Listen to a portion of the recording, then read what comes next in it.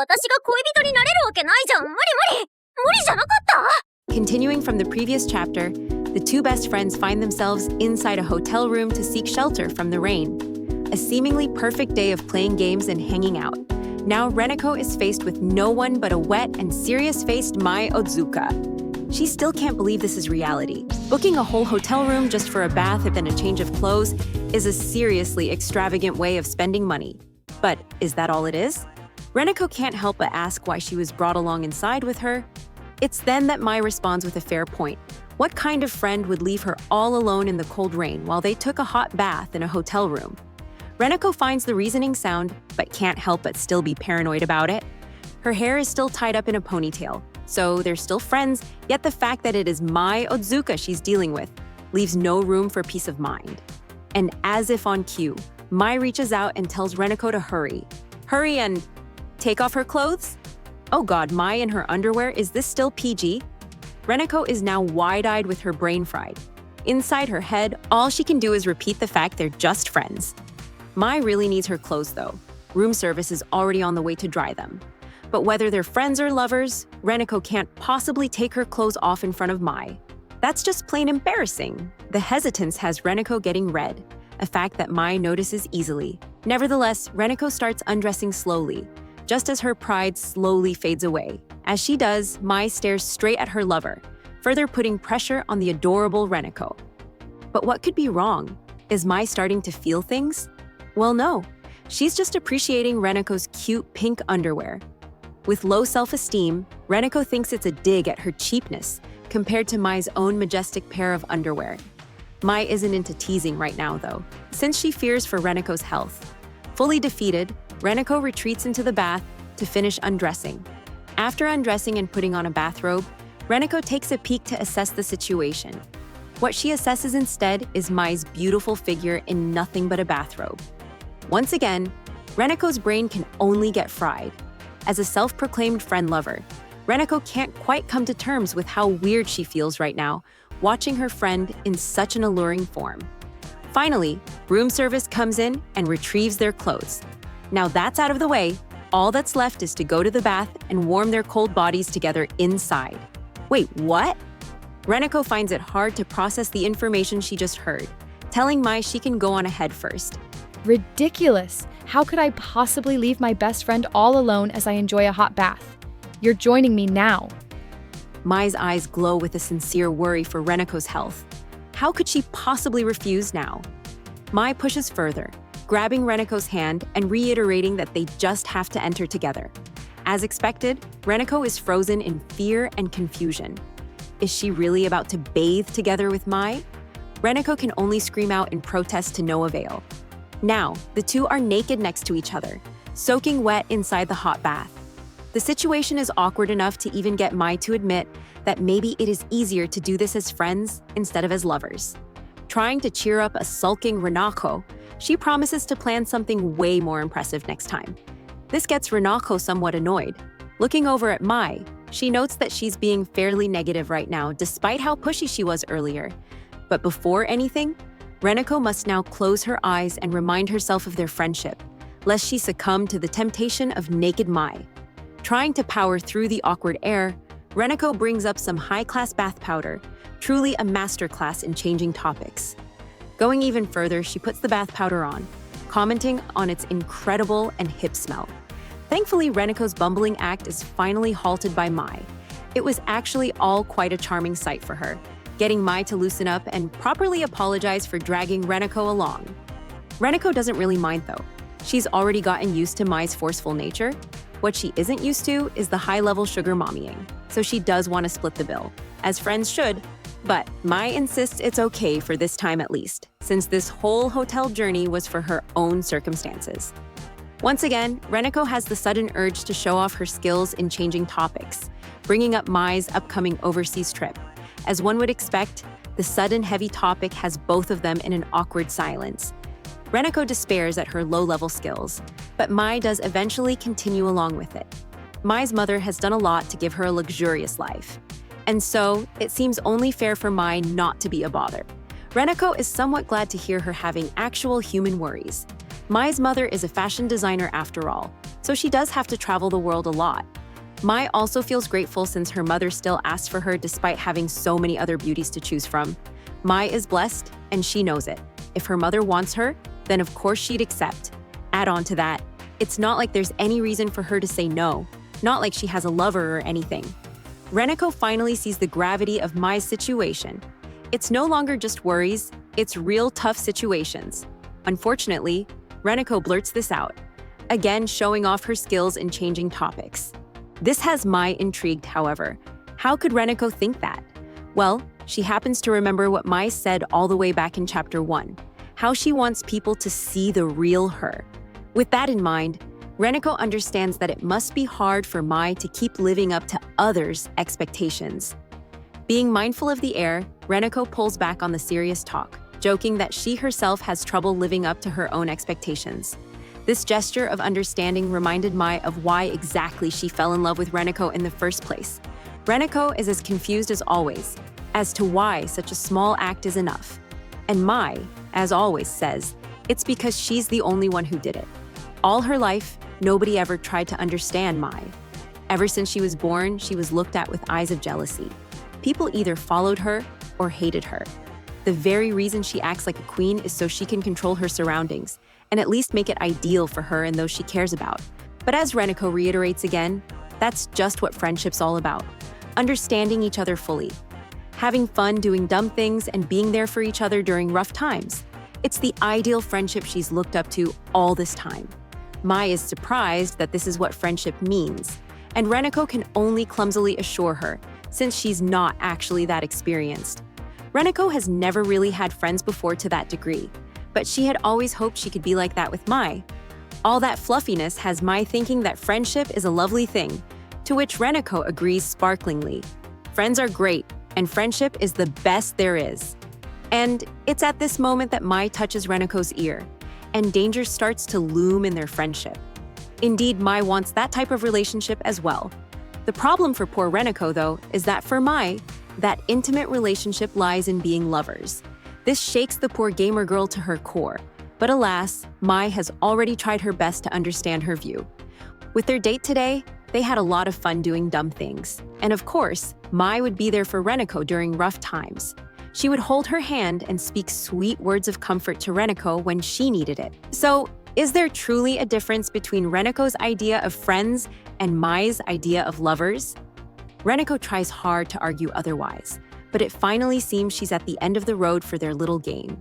She reflects on the uncomfortable feeling she's always had, the feeling that they both want the same thing.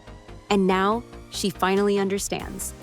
From the very start, they've both been longing for the same relationship, the same desires. Reneko can't fully grasp how she feels about this tightness in her chest. It's almost like happiness. Is Reneko glad that they both feel the same way about each other? There's a connection of desires, but a gap in how either of them wants to get them. Speaking of, Mai points out that there is one glaring difference between friends and lovers. Reneko instinctively asks what it is, but then starts backtracking as her sense of danger starts tingling. She wants out. She wants to get out of the bath and wash her hair before it's too late.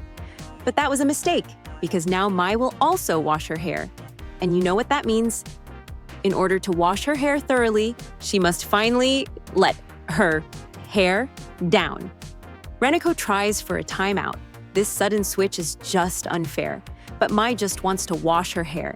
Yes, that's all it is as she starts putting hands on Reneko and backs her up into the tub wall. Mai starts getting a nice handful of Reneko's body despite her shouting and protest. But how could she stop? She just wants to wash her lover's hair? Isn't that just fair? Well, Reneko definitely thinks it isn't coming from this creature. One moment, a perfect friend, and in another, a rabid beast. The accusations fall on deaf ears, though, as Mai lifts up her lover's chin like the cute little puppy she is. Looks like Reneko is in some real trouble now. Reneko is desperate, saying everything she can to try and get Mai off of her. But after everything they've been through, Mai knows words are simply not enough to convince Reneko of her feelings. She squirms, telling Mai what she wants to hear. And then, just like that, they kiss. A legendary milestone in their relationship was just cleared. Reneko can't believe it. What's more, it was her first kiss, and Mai's too. Mai is overwhelmed by the supreme sensation of having touched lips, while Renako is still panicked, as lips weren't the only things touching. Having shared her first kiss with a girl, Renako's dreams of a normie life have finally ended. While hearing her worries, Mai reassures her that girls' love is all the rage these days, which Renako finds hard to believe. I guess the bright side is that the lewdness is over now, right? Who's Renako kidding? It'll take way more than that to satisfy Mai's urges. Things are truly looking grim. After a kiss akin to tasting the forbidden fruit, Mai is losing all sense of self-control, and she seems to be pouncing even harder onto poor Renako. The two are now skin to skin, no space between them. Renako is simply being devoured, their legs touching among many other parts of their body. They lock eyes once again, and Mai comes in for even more smooching. Renako can't take it. If she doesn't do anything now, they'll end up doing everything in Mai's lovers list back in Chapter 7. It's simply unacceptable. Renako must act before the manga comes to an early end.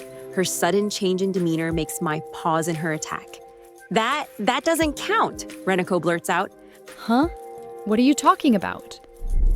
With a surprising smile, Renako declares that right now, they're just friends. But Mai doesn't really get what she's on about, considering everything they just did. But it's then that she notices that her hair is indeed tied up, a desperate act Renako pulled during the earlier attack, meaning their friendship is still on. And it is kind of normal for homies to kiss each other goodnight and friends to do it as a joke. Is this it? Has Renako finally succeeded in repelling an attack from Mai? Just as she's basking in her glorious victory over lust, she looks at Mai and sees, well, lust incarnate pretty much. Renako can only succumb, accepting her fate of being devoured by the beast in front of her. Clearly, Mai does not care one bit about the sanctity of friendship. They aren't just smooching anymore either. Now there's some serious tongue action, and Mai is not showing any signs of slowing down. It's a level of lewdness Renako has only ever heard about. Tongues rolling around places thought sacred, with passion that transcends that of mortal men. Renako is slowly melting to this passion, her mind going blank. Thankfully, Mai mercifully pulls away, but not before a strand of saliva illustrates the seriousness of what just occurred. Renako is exhausted, breathing heavily as she uses Mai to steady herself.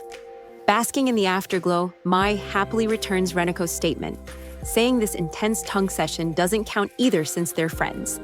And just like that, victory goes to Mai as Renako can only admit defeat. Lifting up her lover's chin once more, Mai comes in for one more innocent peck on the lips. I love you, Renako. Mai's combo lands a critical hit, leaving Renako flushed and embarrassed enough that she once again parrots their status as friends. Sometime later, they finally leave. The rain is now over, and a line that shouldn't have been crossed is now crossed. Renako thinks back on Mai's words from when their date first started. Whether rain or shine, whatever Mai desires shall come. But Renako then tells Mai that, despite what she thinks, Mai hates forcing things. Mai agrees, but says if what they just did happen last week, she would have surely been more forceful. Unlike how it went down today? Wait, what? Now I'm scared to imagine what forceful Mai is capable of. On the train ride home, Renako is finally left alone to herself. Immediately, she goes into deep thought about how she hates the situation. As expected, all the hard work she had done for the sake of friendship, all the fun they shared playing VR, it all takes a back seat to the insane kissing session they shared. No matter how hard Renako may try, she just can't seem to focus on any other memory of today. A regrettable state considering her positive outlook at the start. Even after reaching home and lying in bed, she can't help but remain scarred. If this is what being lovers gets you, then friendship is definitely the way to go. There's just no way these two relationships are in any way similar. Yeah, sure. Rest well, Renako. Stay tuned for the next stage of the battle between love and friendship. 私が恋人になれるわけないじゃん。無理無理。無理じゃなかった。 After the last explosive episode filled with kisses, Renako and Mai are finally back in school. But can the two really just go back to how things are? Speaking of, Renako is still spacing out, unable to take her eyes off of Mai, who's saying her goodbyes to the others in class. Staring so intently, Renako even managed to grab the attention of one of the angelic four, Satsuki. As angelic as she is, Satsuki asks if Mai has done something to receive such staring. Plus, she's curious why Reneko seems to have had her soul sucked out of her. Reneko plays it off, though, saying Mai is looking splendid as ever today, too.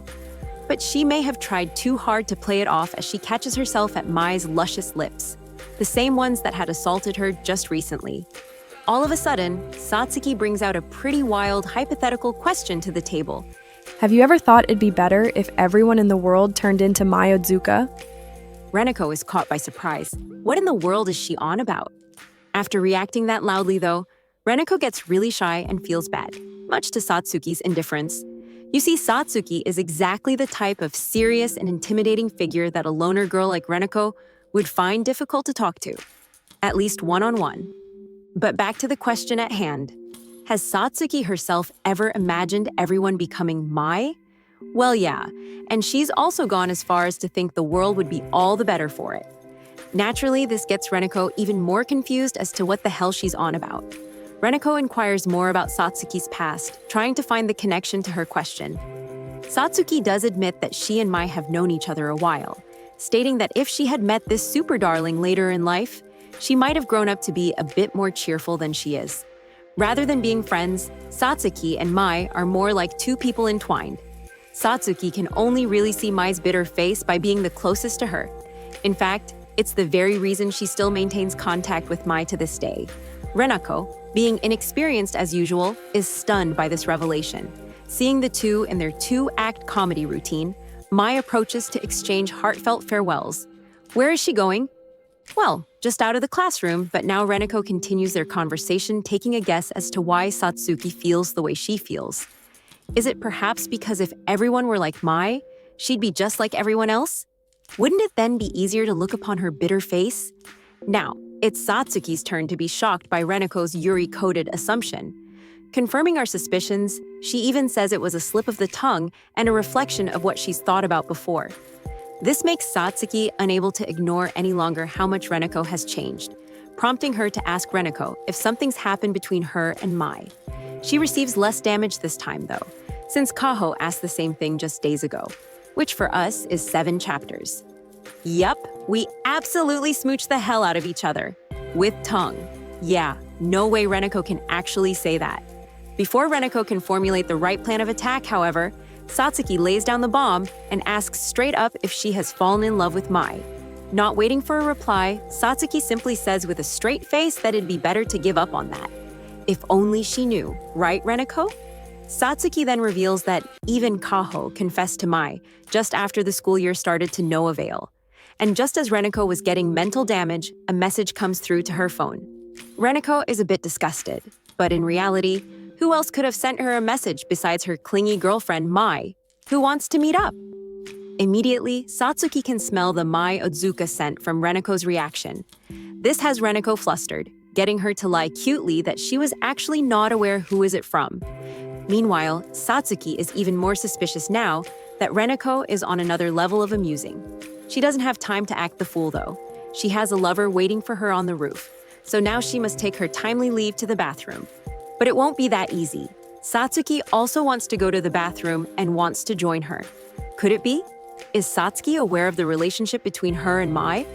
Playing it cool like a social pro, Reneko takes back her statement and won't be going to the bathroom anymore. Satsuki, though, doesn't seem to care and goes to the bathroom anyway. Wait, maybe Satsuki just wanted to go to the bathroom all along. Now that she's free, Reneko promptly makes her way upstairs to the windy roof, ready to bear witness to her majestic lover. And Mai, being Mai, is ready to be looked upon. As much as Reneko is against entering into Yuri, she can't help but blush at the beautiful sight of Mai. Hold on, wait a minute. Reneko snaps out of it as she realizes Mai is, in fact, with her hair down. When she asks why, Mai can only say that the wind feels nice today, which isn't much of a reason. Bottom line, Reneko is in danger, and she knows it. She tries to stand her ground like she's against a wild animal, clarifying that they're only here to talk. This doesn't help much, of course. Instead, Mai is salivating even more at the frightened demeanor of her lover right in front of her. Walking forward like a slasher villain, she keeps telling Reneko what she wants to hear, that it's all just a joke. Reneko's back is now against the wall. All she can do now is play the card of saying school is a sacred ground. They can't possibly dirty it with their obscene acts. She fell right into the trap though. For as long as it's sacred, then it should be fine as long as they do sacred things. No, we shouldn't be doing anything at all. Mai closes in, Reneko giving her a very last attempt to shoo her away. But the reality is, the only reason they shouldn't is that Reneko will keep on remembering all sorts of things about Mai. Mai tells her she loves her. Reneko, well, she loves her too, as a friend. Isn't that just adorable? I'm sure Mai thinks so, as she continues to get closer and closer. Despite Reneko's hope that Mai's flight schedule may get her to stop, Mai's driver is possibly from Red Bull Racing, so there's no need for her to worry. Besides, she'd much rather spend her time chewing away at her adorable Reneko than rushing to some airport. Reneko tries to reassure her again that it'll only be for a week. Mai can surely hold off.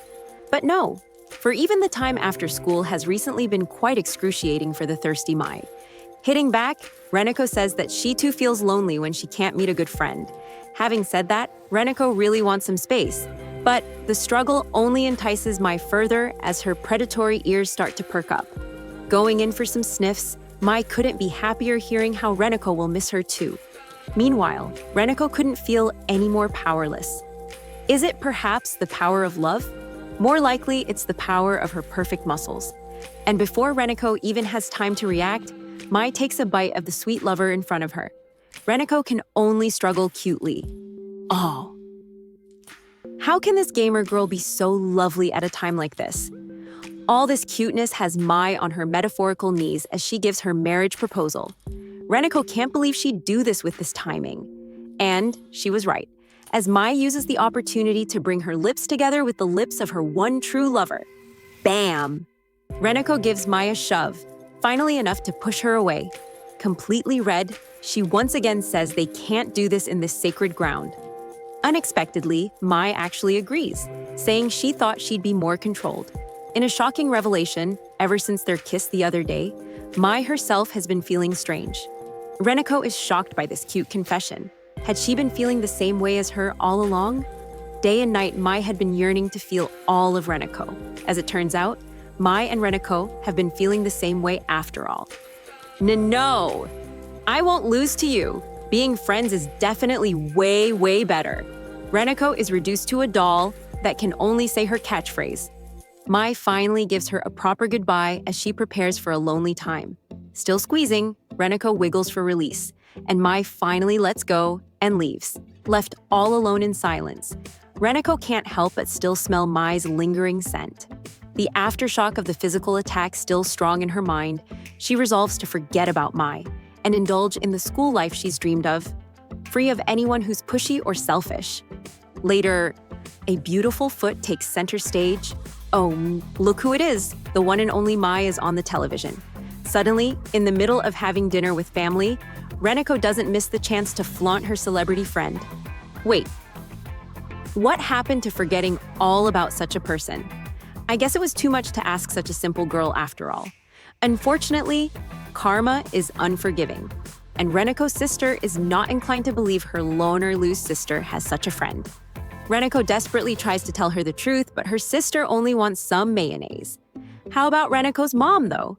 She definitely saw Mai in that one chapter she visited, right? Well, Mai is such a beautiful figure, even Reneko's mom can't help but think it was all just a hallucination. Reneko can't believe it. After not only having Mai over to the house, but to her lips as well, she has nothing to gain from it in terms of reputation. In fact, she's only being bullied more by her family. I guess next time she'll just have to introduce her best friend more properly. 私が恋人になれるわけないじゃん。無理無理。無理じゃなかった。 Sometime after Mai's departure, a rainy day befalls the school of our favorite characters. Ajisai, looking out into the downpour, finds herself sleepy, thinking if it's because of Mai's absence. Reneko agrees while saying the rain isn't much help with it, and Ajisai opens up the discussion for what they should do for the day. You see, Kaho is knocked out, staying in power-saving mode since Mai isn't around. Meanwhile, Satsuki is fired up, going hard towards her studies since Mai is unable to do so herself.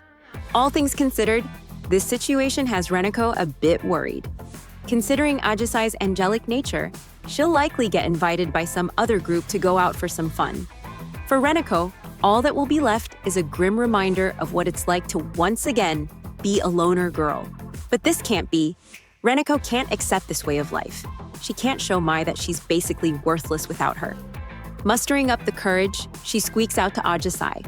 Wearing the strongest smile she can muster in her weakened state, she asks Ajisai out after school, with little hope for success.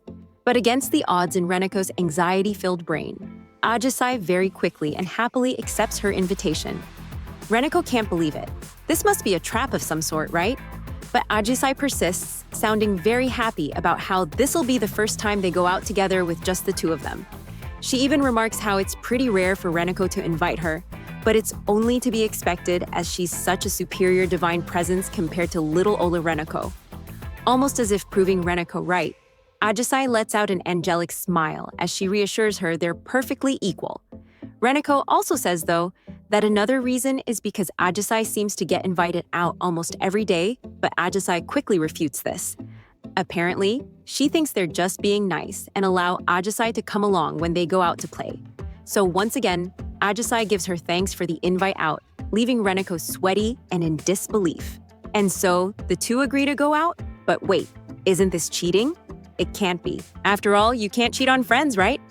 After school, while Reneko is happily singing to herself about how she's going out with Ajisai, a pair of nervous girls approach her. To her surprise, the girls ask her if she wants to join them on the way back home together. They express how they'd be happy if a cute girl like Reneko spared some time every once in a while with plain girls such as them. This catches Reneko even more by surprise. Never in a million years did she ever think she'd be considered cute. They proceed to bombard her with even more compliments, highlighting her unparalleled cuteness and the fact that she's very easy to talk to, all of which is a stark contrast to her gloomy personality deep inside. Nevertheless, all the praise in the world is for naught, as Reneko had already made plans with Ajisai. Now, she faces an awkward situation of having to give a rejection. But just in the nick of time, a wild Ajisai makes an appearance, calling out to her for their out-of-school date. Yeah, she doesn't do well in reading the room, I guess. Wait, what? Her angelic form is breaking down the hearts and minds of the two who were once so into Reneko. Even Reneko is confused by how quickly their energy changed. And just as suddenly as they came, they leave, fully realizing the difference between the worlds they live in and the one Reneko inhabits every day. Reneko can only desperately call out to her high school dreams running away from her. Meanwhile, Ajisai is completely oblivious to the shattered dreams she unknowingly witnessed, and Reneko can only keep moving on. Looking at the bright side, Reneko is at least about to go out with a cute beauty in Ajisai. What else does she really need? Maybe a bite out of her sweet form would do? Yeah, for sure, still straight. Sometime later, after the two finally left school, Ajisai is glowing with joy as she shows Reneko some lipstick. Reneko, as expected, is pretty oblivious to anything fashionable, so she just blurts out the pink one. Ajisai responds positively to her suggestion, which Reneko is happy about, but a nagging feeling tells her that Ajisai would have responded the same either way, because she's just a good girl like that. As Ajisai talks to a store clerk about trying on some makeup, Ajisai suggests to Reneko that she should give it a try as well. Reneko is caught off guard by this, but the clerk has already shadow stepped next to her. The clerk proceeds to ask all sorts of questions to Reneko, to which she can only respond honestly and awkwardly, like a good little customer.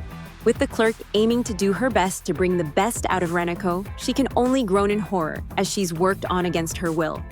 Thankfully, it all ended as quickly as it began, and the two find themselves out of the store, sharing their excited thoughts on what just occurred. But now that they have time to themselves, Ajisai gets a closer look at what's been done to our poor Reneko's face. And who would have thought? She looks even cuter with makeup.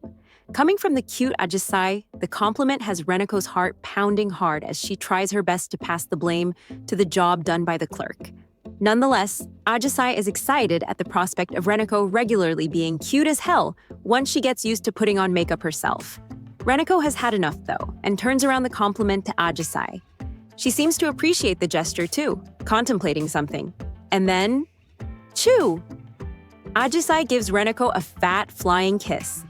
It was super effective and stuns her into a red mess. Reneko is ecstatic, asking Ajisai to do the kiss again so she can take a photo. Ajisai is hesitant, but Reneko assures her she's super cute and that she won't show the picture to anyone else. And so, Ajisai charges up and lets out another heart stopper. Reneko takes a moment to appreciate the gift she just received from God. After that tomfoolery, the two decide to take a look around the next floor of the mall. But first, hand-holding. This shocks Reneko, making Ajisai think she did something wrong. Reneko, though, just wants to know if Ajisai held her hand because she likes her. Yeah, Reneko is too far gone into Yuri land at this point.